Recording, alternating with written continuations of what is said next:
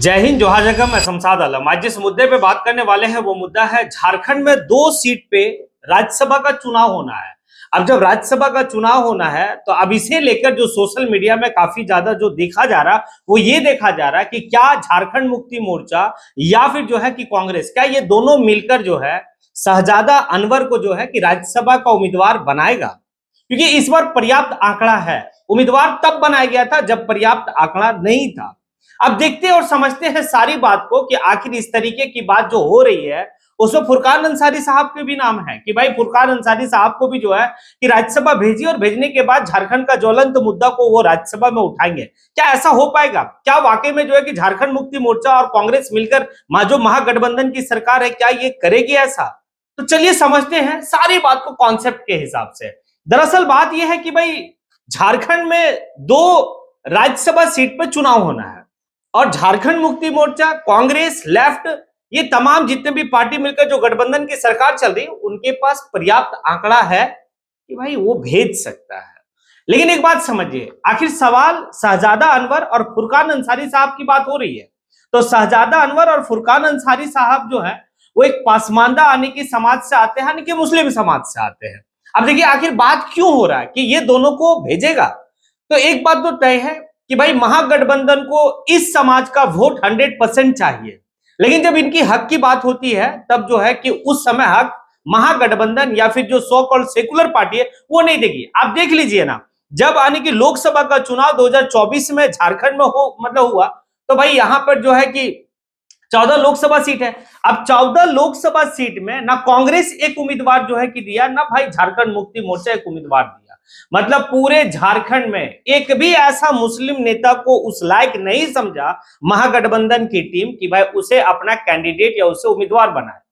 भाई वहां भी जो है कि इस समाज को निराशा सामना करना पड़ा, निराशा ही मिला, दूसरा कुछ नहीं मिला। लेकिन ये समाज जो है यानी कि मुस्लिम समाज वो 100 का 100% वोट जो है कि भाई कांग्रेस, जेएमएम, आरजेडी, लेफ्ट को वो यानी कि वोट करती है। अब आ जाइए, हम लोग आते हैं और देखते हैं भाई विधानसभा का जब चुनाव होता है तो उस विधानसभा के चुनाव में अगर आप जनसंख्या के हिसाब से देखेंगे तो खास करके राहुल गांधी इस बात को कहते हैं जिसकी जितनी यानी कि जनसंख्या उसको उतनी हिस्सेदारी दी जाएगी, जिसकी जितनी भागीदारी उसको उतनी हिस्सेदारी। अब एक बात समझे कि झारखंड में मुसलमानों की आबादी जो है वो 14 से 15% है। 14-15% के हिसाब से जो है 81 यानी कि विधानसभा सीट है उसमें से 14-15 सीट होनी चाहिए थी, 12-13 सीट तो होनी चाहिए थी। लेकिन कोई भी पार्टी 12-13 सीट नहीं दी। हाँ, कुछ सेलेक्टेड जगह में जो है कि भाई जहां से हमेशा यानी कि परंपरा के तौर पे जीतते आया है सीट, वहां पर जो है कि मुस्लिम कैंडिडेट दिया गया। लेकिन कोई नया जगह में ऐसा नहीं रहा कि भाई कि सीट दिया या फिर ये हुआ। आज हमारे असेंबली में, अगर झारखंड की असेंबली में अगर ये पासमानदा मुसलमानों की अगर आप रहनुमाई देखेंगे तो महज 4 लोग हैं, बस 4 ही लोग हैं।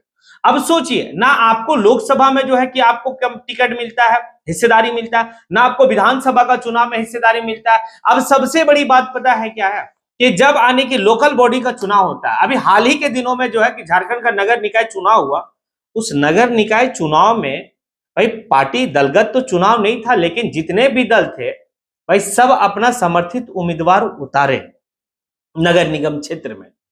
लेकिन नगर निगम क्षेत्र में उम्मीदवार तो उतारे, लेकिन इस समाज को कितने लोग अपना समर्थित उम्मीदवार बनाए ये बात जग जाहिर है।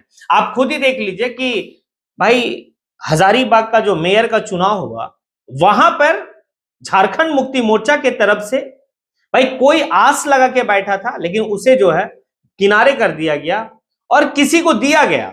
लेकिन होता क्या है, जिसे किनारे किया गया वही जीत के करीब था। अगर झारखंड मुक्ति मोर्चा उसे आने की अपना समर्थित उम्मीदवार घोषित कर दिया होता तो भाई आज जो है कि जो आपका हजारीबाग का मेयर सीट है वो झारखंड मुक्ति मोर्चा का झोली में होता, लेकिन ऐसा नहीं हुआ। अब सोचिए, आपको उस लायक भी नहीं समझ रहा, आपको एक नगर निकाय के चुनाव में अपना समर्थित उम्मीदवार भी आपको घोषित नहीं कर रहा, लेकिन आपकी वोट उनको चाहिए, जरूर चाहिए।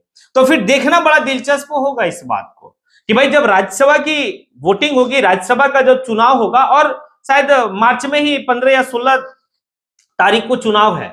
अब इस 15-16 तारीख के दरमियान में देखना होगा क्या शहजादा अनवर को, जब पिछले बार कांग्रेस जो है कि राज्यसभा का अपना उम्मीदवार बनाया था, उस समय आंकड़ा नहीं था, बस एक हमें लगता है कि शाहजादा अनवर को इसलिए दे दिया गया था कि इससे जो है कि पासमानदा मुसलमान या फिर मुस्लिम समाज जो है खुश हो जाए कि चलो कोई एक मुस्लिम कैंडिडेट को अपना उम्मीदवार बना। हाँ, उम्मीदवार तो बनाया, लेकिन भाई जीतने की आंकड़ा नहीं थी। ये बात कांग्रेस भी जान रही थी और ये बात जो है कि झारखंड मुक्ति मोर्चा भी जान रही थी।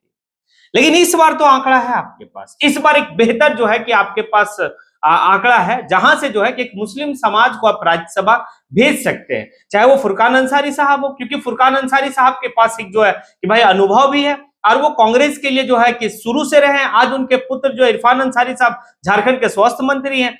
फुरकान अंसारी साहब लोकसभा का चुनाव भी जो है कि भाई गोड्डा से जीते, जीतने के बाद वो लोकसभा गए, उनके पास जो है एक काफी बड़ा अनुभव है। तो क्या कांग्रेस पार्टी फुरकान अंसारी साहब को अपना कैंडिडेट राज्यसभा का बनाएंगे, या फिर जो है कि जब आंकड़ा है तो कहीं और तलाश करेंगे? लेकिन एक बात मैं आपको स्पष्ट जो है कि हमारी एक मतलब एक अपना कह सकते हैं कि भाई सोच और विचार है कि आपको उम्मीदवार नहीं बनाया जाएगा। जी जी, जब आपको उस लायक नहीं समझ रहा, ना आपको लोकसभा में उम्मीदवारी दे रहा, ना आप विधानसभा में दे रहा, ना आपको जो है कि भाई कि जब लोकल बॉडी का चुनाव हो रहा उस वक्त में आपको समर्थित उम्मीदवार घोषित नहीं कर रहा, तो राज्यसभा है। हाँ, किसी को लगेगा कि भाई सरफराज अहमद को जो है कि लोकसभा भेज दिया गया, तो लोकसभा किस परिस्थिति में भेजा गया, यह भी सोचने वाली बात है कि वो सिटिंग विधायक थे, सिटिंग विधायक से इस्तीफा दिलवाया गया सिर्फ इस बात को लेकर कि भाई झारखंड मुक्ति मोर्चा के जो आज सुप्रीमो है मतलब हेमंत सोरेन की पत्नी जो है कल्पना मुर्मू सोरेन, वो चुनाव लड़ेगी। कहां से? भाई गांडे से। और गांडे के विधायक उस समय के तत्कालीन विधायक सरफराज अहमद थे। सरफराज अहमद को जो है कि बोला गया कि आप बैठ जाइए, और बैठने में एक समझौता हुआ होगा, समझौता हुआ तो भाई उसी समझौता में राज्यसभा भेजा गया। अब राज्यसभा उनको तो भेज दिया गया, बात समझिए। तो एक परिस्थिति वैसा था, एक बार्गेनिंग किया गया तो भेजा गया, लेकिन स्वेच्छा से आप अपने पार्टी का जो है कि एक बहुत दिन से कैडर है, बहुत दिन से पार्टी का आप जो है कि भाई सेवा कर रहे हैं, पार्टी का जो पूरा अपना जीवन दे चुके हैं, आपको उसके बदले क्या मिला? या फिर इस समाज जो हमेशा इस पार्टी को यानी कि सेकुलर पार्टी को वोट करते आया, वो लोग इस समाज को हिस्सेदारी कब देगी? सवाल ये बनता है, सवाल यहां है। लेकिन लोग अंधे बन चुके हैं। ये समाज जो है कि इनके पास राजनीति की सहूर नहीं है और राजनीति का चेतना, राजनीति का सोच नहीं है कि दूर तलक हम क्या सोचे कि हमारे साथ क्या हो सकता है। यही तो देखने को मिल रहा। अब वक्त करीब है और इसी वक्त में देखना भी होगा, बड़ा दिलचस्प रहेगा कि क्या जिस समाज का वोट 99% जो है कि सेकुलर पार्टी को दिया जा रहा है, हम बीजेपी का बात नहीं करेंगे, बीजेपी तो खुला जो है कि आप खुद ही कहते हैं कि भाई जो बीजेपी को हराएगा उसी को हम वोट करेंगे। तो आप तो बीजेपी को जो है कि सिरे से खारिज करते हैं, इसीलिए बीजेपी आपको भी सिरे से खारिज कर रहा है, क्योंकि आप उसके मुंह पर कहते हैं कि जो बीजेपी को हराएगा उसी को हम वोट करेंगे। तो बीजेपी से तो हमें उम्मीद नहीं है और उम्मीद करेंगे भी नहीं, लेकिन जिसे हम वोट कर रहे हैं आखिर वो हमारे समाज को क्या दे रहा, कितनी हिस्सेदारी दे रहा, कितनी भागीदारी दे रहा, कितना जो है कि हमारा हिस्सा चाहिए, चाहे वो लोकसभा हो, विधानसभा हो, राज्यसभा हो, हमें क्या मिलता है? अगर नहीं तो फिर सोचना होगा इस समाज को, क्योंकि हर समाज आज के वक्त में जो है अपना एक बड़ा लीडर जो है कि भाई बना के रखा हुआ, लेकिन झारखंड में आज ऐसा नहीं है। तो सोचना हम सबको है, हम झारखंड वासियों को है कि जिसे आप वोट दे रहे क्या आपको हिस्सेदारी मिल रही है? अगर नहीं मिल रही है तो फिर सोचने की बात है। खैर चलिए, आप लोग जो है ये सारी बात को समझने के बाद अगर आपको लगता है कि हाँ आपने बात जो कहा वो सही कहा, तो फिर कमेंट बॉक्स में आके कमेंट आप जरूर करें। इसी के साथ मैं अपनी बात को यहीं पे समेटता हूं। जय हिंद।